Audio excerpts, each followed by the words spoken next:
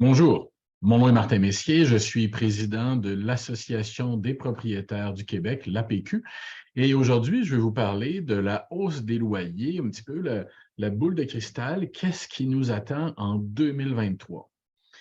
Avant de parler des chiffres, on va voir un petit peu le fonctionnement de la méthode. Donc, pour la plupart des baux au Québec, on a des baux du 1er juillet jusqu'au 30 juin de l'année suivante. Et donc, on doit se préparer déjà à voir ce qui va être notre augmentation de loyer pour l'an prochain. La méthode qui est utilisée par le tribunal administratif du logement, ce n'est pas une méthode qui nous plaît, mais cette année, elle va être un petit peu plus généreuse en termes de dollars générés, dépendamment de ce qui s'est passé dans l'immeuble en 2022. Comment ça fonctionne globalement? C'est qu'on fonctionne avec des statistiques. Donc, Statistique Canada sort ces chiffres pour différents services, produits, et puis on compare d'une année à l'autre. C'est la fluctuation entre une année et l'autre qui nous est accordée. Et comme on est dans un scénario d'inflation, ces chiffres-là ont bougé plus qu'à l'habitude. Ça, c'est pour on va les voir tantôt, c'est pour la majorité des rubriques utilisées. L'autre chose, c'est les rendements sur les travaux majeurs. Comment on fonctionne pour les rendements sur les travaux majeurs? On prend le taux d'intérêt sur un certificat à terme de 5 ans et on ajoute 1 Donc, comme les taux d'intérêt sont à la hausse, ben, le rendement est plus élevé. Bon, évidemment, tout de suite, on voit que dans la méthode, on n'a pas le taux hypothécaire. D'ailleurs, je vous invite à signer la pétition là, sur le site apq.org pour qu'on fasse une méthode où on va être beaucoup plus réaliste pour les propriétaires d'immeubles et donc qu'on tienne compte du taux d'intérêt qui est payé et qu'on tienne compte également d'un taux de rendement plus élevé là, qui n'est pas assujetti à la fluctuation uniquement là, du taux d'intérêt. Donc, mais si on regarde les chiffres plus précisément, on a pris un exemple, juste pour vous illustrer, avec un loyer très abordable, en fait, un loyer qui en 2021 était de 604 $. Donc, juste pour vous permettre de comprendre, on a pris les chiffres qui étaient soumis, les mêmes chiffres, à la fois pour les chiffres permis par le tribunal administratif du logement en 2022. Et là, on a pris pour 2023 les 10/12e de l'année. Donc, comment ça fonctionne? Je vous expliquais ce que c'est statistique. Donc, normalement, on attend que la période de 12 mois, la période calendrier, donc entre le 1er janvier et le 31 décembre de chaque année, Statistique Canada sort ses chiffres vers la 3e semaine du mois de janvier. C'est pour ça qu'à chaque année, on a les résultats finaux qui arrivent à la fin janvier. Et là, comme il n'y a pas vraiment de recul important de la récession et qu'on ne prévoit pas de baisse de taux d'intérêt, on peut penser que les chiffres qu'on utilise, donc qui font les mois de janvier jusqu'à octobre, donc il nous manque novembre et décembre, ces chiffres-là sont quand même très près de ce qu'on va obtenir selon toute probabilité là, au mois de janvier, quand on aura les 12 mois de l'année. Et donc, pour ce logement-là, si on y revient, si on appliquait pour les mêmes dépenses, donc c'est un logement où on avait fait 9 870 $ de travaux majeurs. On avait dépensé dans l'immeuble 4 607 $ pour l'entretien, 3 207 pour le mazout. Puis on avait également une légère augmentation, légère, presque 200 $ sur l'assurance, également une augmentation sur les taxes municipales et scolaires. Donc, quelque chose qu'on va probablement revivre comme scénario cette année. Mais si on appliquait ces chiffres-là en 2022, ça nous donnait une augmentation de 5,3 %. Dans ce cas-là, c'était 32 $ d'augmentation de loyer.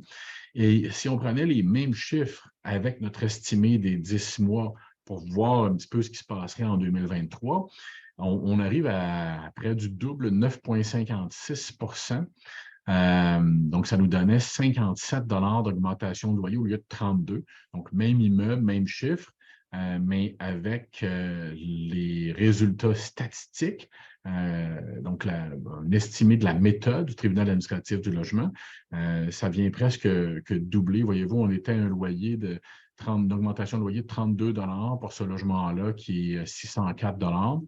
Et là, cette année, avec les chiffres de cette année, on serait à 57 $ et 74. Je vais partager mon écran juste pour que vous le voyez à l'écran un petit peu, puis qu'on voit la fluctuation des chiffres. Ce ne sera pas bien long.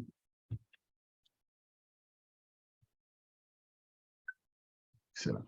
Donc, ici, là, vous voyez les chiffres. Donc, on a ce que je vous disais, les travaux majeurs, l'entretien, assurance, taxes municipales et scolaires. Donc, on a utilisé les mêmes chiffres, évidemment. Et c'est ce qu'on voit, là, la méthode nous amène à ces deux résultats-là qui sont quand même très différents là, pour les mêmes dépenses d'une année à l'autre. Évidemment, on voit bien là, que ça ne tient pas compte quand on arrive dans les chiffres plus bas du taux payé pour financer notamment les travaux majeurs qui ont été réalisés dans l'immeuble. Et là, si on regarde les taux estimés, donc quand on dit taux régie 2023, il faut bien voir que ce ne sont pas les taux finaux. C'est un estimé basé sur les 10 premiers mois de l'année et basé sur, en fait, comparé avec les chiffres 2022. Et là, on arrive donc à l'électricité. Cette année, on serait à 2,1 % au lieu de 0,9 %. Le gaz, 25 % au lieu de 7,6 %. Le mazout, 38 % au lieu de 17 %. L'entretien, 5,1 % au lieu de 1,6 %. Les services, 4,2 % au lieu de 3,1 %. Les frais de gestion, 3 % au lieu de 2,7 %. Le revenu annuel brut, revenu net annuel, pardon, 1,5 versus 1,4. Et le rendement sur les travaux majeurs serait à 3,7 cette année au lieu de 2 % l'année dernière. Donc, évidemment, si vos chiffres, c'est important de faire le calcul. Il faut toujours voir les chiffres. Si j'ai une importance plus élevée sur l'assurance, bien, ça va se décliner dans une augmentation beaucoup plus importante. Par contre, si cette année, je décidais de réduire ma prime d'assurance en négociant un déductible beaucoup plus élevé. Donc, si je dis à ma compagnie d'assurance, je vais tripler mon déductible, attention, ça va venir changer les chiffres ici. Si vous avez une diminution d'assurance, vous risquez de vous retrouver avec une augmentation de loyer qui va être nulle ou parfois même une diminution de loyer. Donc, on va tomber en facteur négatif. Donc, je vous invite à faire les calculs. Utilisez l'application APQ Mobile. Vous allez pouvoir faire le calcul avec les chiffres de l'an dernier, mais l'application va vous envoyer par courriel un formulaire Excel et là, vous pouvez changer les chiffres pour mettre les taux estimés 2023 et calculer vos fluctuations de dépenses et prendre les bonnes décisions avant de le faire. Et je vous invite à participer à notre clinique de fixation de loyer 2023. Donc, vous pouvez vous inscrire sur le site web apq.org. N'hésitez pas à communiquer avec nous. On est là pour vous aider. Et cette année, on a quand même, je ne dirais pas un cadeau de Noël, mais une bonne nouvelle avant la période des fêtes. C'est mieux que l'année dernière. Est-ce que c'est idéal? Non. On a une méthode là, qui doit être corrigée et revue, mais c'est quand même plus intéressant que ce qu'on a vu dans le passé. Puis évidemment, sous réserve de ce qu'on est obligé de payer là, comme intérêt pour maintenir notre immeuble à flot puis faire des travaux majeurs, évidemment. Donc, encore une fois, mon nom est Martin Messier, je suis président de l'APQ, l'Association des propriétaires du Québec, et notre site Internet apq.org contient une mine de renseignements pour vous aider. Merci, bonne journée.